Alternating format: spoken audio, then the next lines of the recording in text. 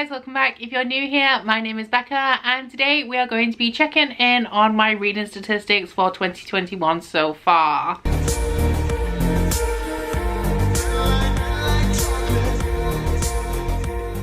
So I am a massive nerd, we all know this. I'm obsessed with numbers. I love seeing patterns in numbers. I love analyzing statistics, and this is just a real nerdy video, so be warned if you're not obsessed with numbers. If you don't care about my reading stats, this is literally just going to be me running through statistics. The beginning portion will be talking about how many books I've read this year in comparison to last year, but then we go into like the percentage increase and decrease on different demographics in comparison to this time last year. This is a video that I both loathe and love because I love having it, I love seeing it all put together, I love doing the analysis, but it's a lot of numbers and it can be stressful to make. So if you are interested in my statistics for the year, if you want to see my increases and decreases, my trends, how my reading is changing in the form of numbers, then stay tuned because we're going to get straight into it. So cracking off with something real simple, we will start with my Goodreads goal and the amount of books that I've read. Every year my Goodreads goal is set to one more book than I read the year previously. So in 2020 I read 107 books, so my Goodreads goal for 2021 is 108, and I've currently read 61 books this year, so I'm way on track. I'm ahead of schedule. At this rate I'm going to be reading 122 books in the year, which, as I say every single year, I need to calm down because one year I'm not going to meet this goal and I'm going to be really sad about it. But at the moment we are on 61 books, which is 8 more books than I'd read at this point last year. Now last year when I looked at the amount of pages that I'd read, I'd actually read slightly less pages than I had the year previously. However, this year I'm currently on 21,614 pages, and that is a 1,333 page increase on this time last year. So onwards and upwards on all fronts this time around. So for the types of books that I've read, I guess my base template for my reading spreadsheet was taken from Ali from Hardback Hoarder's reading spreadsheet from 2019, I think. And this is one that I do still fill in, I do still keep, but it's not one that I keep on top of as much as the others. But it just breaks down my reads into standalone series and rereads. I don't actually use the ARC column, I've put ARC somewhere else in here. But at the current moment I have not reread a single book, which is unusual for me. I do usually reread at least about 10%, I want to say, if my books are rereads per year. But at the moment we are on 75% of the books that I've read are books in series and 25% are standalone. This is pretty much on track and in line with the same as it was last year, except last year I did have a couple of rereads as well. As a fantasy reader and somebody who really likes expansive stories and long stories with lots of content, I do always have and probably will always have a tendency to read a lot more series than standalones, so this is not surprising for me. In terms of the books that I've read per month, according to this graph, like the actual amount of books that I've read, my best month of the year so far would be March and my worst month of the year so far would be April. However, this is a perfect example of how the amount of books that you read per month is not actually an accurate representation of how much you're actually reading, because actually in terms of pages, which I definitely value the amount of pages I've read more than the amount of books that I've read, because I do tend to read some pretty chunky books. My best month of the year was actually May, not March, and my worst month of the year was actually June, not April, because in June I read 2 more books than I read in the month of April. However, I read like 2 novellas and 2 comics, which brought my page count down a lot. I will say with this one overall though, in line with all of the other statistics we've got, this is pretty consistently every month is higher than where I was at this point last year. My star ratings were very interesting because at this point in the year I have no 1-star reads,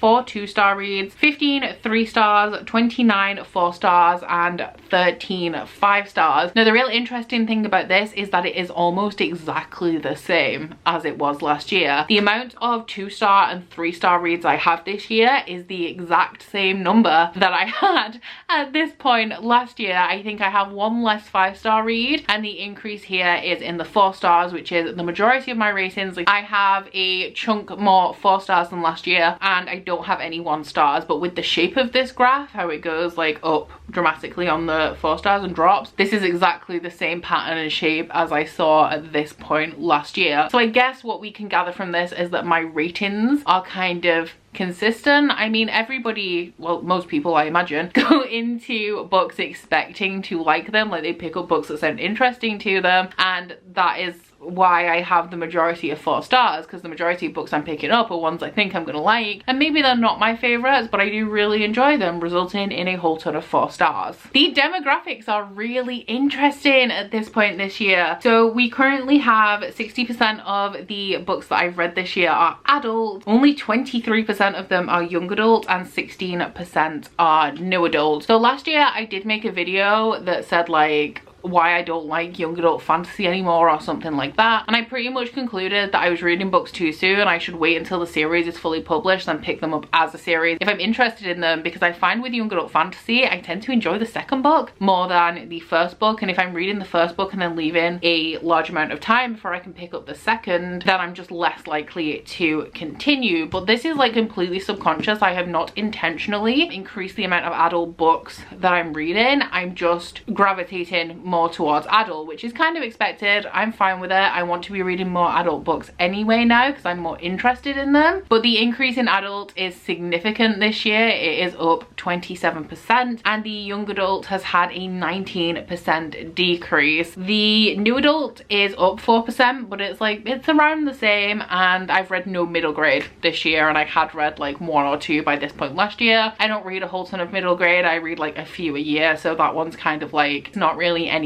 to note. The format wheel is actually quite interesting this year as well, because previously my percentage of like standardly formatted physical novels is normally much higher than it is. It's normally around 60-70%, but this year it's accounting for approximately half of my reads at 52%, and then everything else is kind of the same as it usually is. Of the others, I'm mainly reading ebooks. I've been reading a little bit more manga and comics than I did last year, so that could also account for why I've read more books and also more pages so far this year. But the whole other half of the wheel is looking about right, and I've currently read 12% less standardly formatted novels than last year. I've been listening to audio a little bit more. I've been reading ebooks. I sometimes have e-arcs. It's not something I'm striving to have a certain way, although I do definitely want my portion of standard novels to be much larger than anything else, because that accounts for all of the books that I own. So if I'm not reading all of the books that I own, if I'm not reading standardly formatted novels, why am I not reading the books that I own?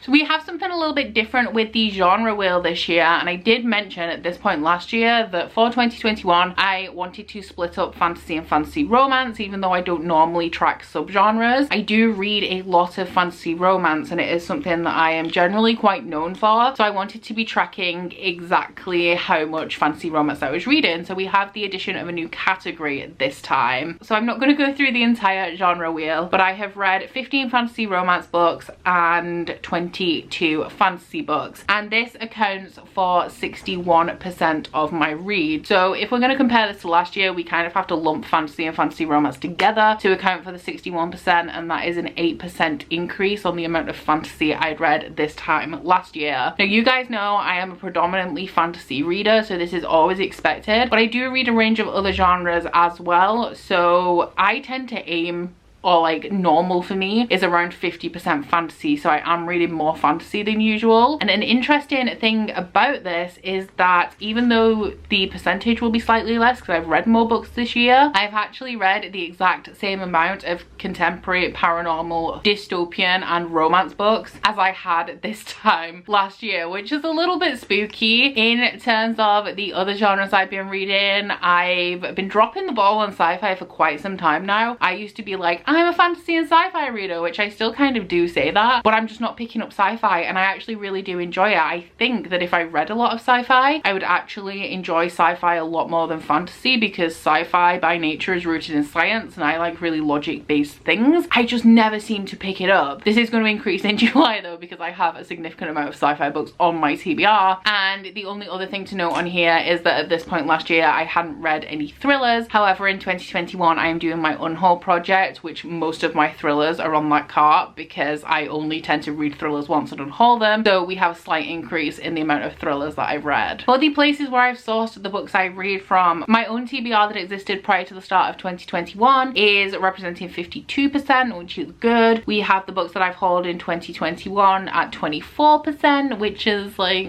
okay, I guess. And then we have 6% Kindle Unlimited. This is a new edition. I didn't have Kindle Unlimited last year. 3% Scribd, which is exactly the same in terms of number of books as it was last year. 3% NetGalley, once again, exactly the same as last year. And 10% of books have been gifted to me for review from either publishers or authors. So in terms of the big sections in here, which is the books from my own TBR prior to the start of 2021 and also the books I've hauled in 2021, we currently have a 10% increase on the books that I've read from my own TBR, which is excellent. I'm always unsure where to balance this one because at the same time I want to make sure that I'm getting to the books that I already own and not just grabbing at the new shiny things that come in. But then on the other hand, when the shiny new things are coming in, if I'm not reading them, there's no point in me buying them. And I will say that I have been a lot better this year. I tend to only buy books if I intend to read them. An example of this is that I'm a co-host for the Witchlands Long, and I only owned the first book in that series when we started the read along. I since bought the rest, but I am actually reading them, and that is a trend that I'm definitely seeing this year, where I'm only buying books if I'm going to read them either right now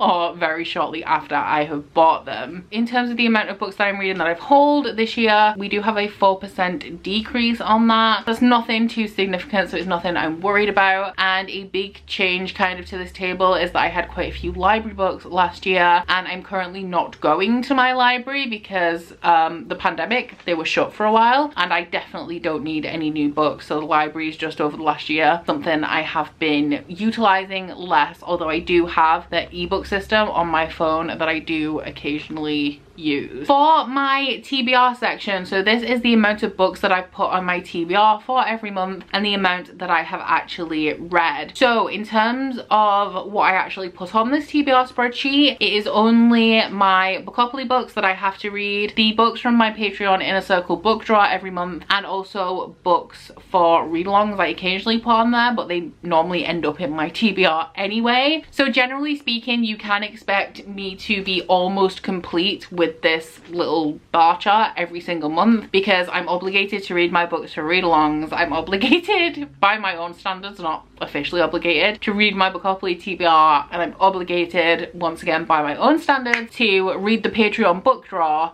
However, at this point I have had 45 books on my TBR between January and June, and I've only read 40 of them, so I am doing slightly worse than I was at this point last year, because at this point last year there was only one book on my TBR that I had not read, and I was currently reading it at the time of making the video, so it would have been checked off pretty soon. For the representation that I have been seeing in the books that I am reading, the way that I track this is representation that is present in main characters or prominent side characters. I am not own voices for a whole ton of things, so I cannot say whether the majority of this representation is actually good.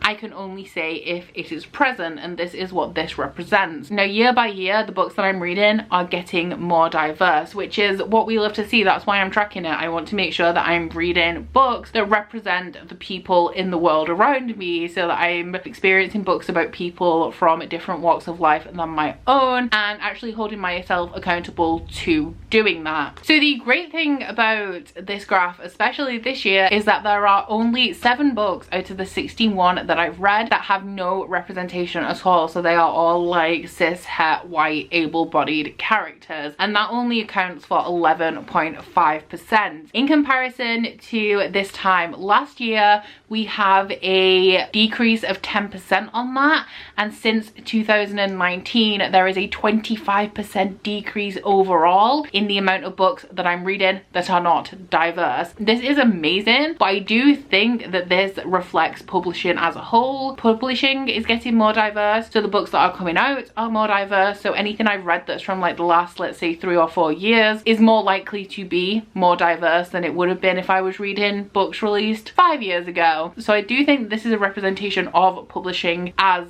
a whole, as well as my own personal reading tastes. I will say that I could do better with reading own voices books. It's not actually something I look into to check like 100% whether the representation is own voices. It's just if I happen to be aware that it is before I go into the book. And I do need to do better at picking up books and buying books from marginalized authors. So next up we have author relationship. I like to track whether the authors that I'm reading from are authors that I've never read from before, or whether they are ones that I have read from before, or whether they are debuts. So it tends to skew with the known section being larger, because like I only mark the author the first time I read from them. So if I start and finish a 10-book series in a year, I will only mark them as new for the first book, and then the remaining 9 books, they will go into the known section. We currently have 55% of the books that I've read in the known category, 41% in new, and 3% in debut. So this is a 11% increase on the new category, which I don't really want to be seeing, a 5% decrease on the known category, and a 6% decrease on debut authors. There's no real good way to split this, because I want to be reading more from authors that I've already read from just for consistency's sake. I'm somebody who likes to read an entire body of work from an author if I really enjoy them, but I also obviously want to be experiencing work from new authors. I will say that while there is a significant decrease on the debuts that I've read this year, that is not wholly unexpected, because I really just don't prioritize reading books from debut authors. And I do feel really bad about that, because debuts need the support. They don't have the marketing push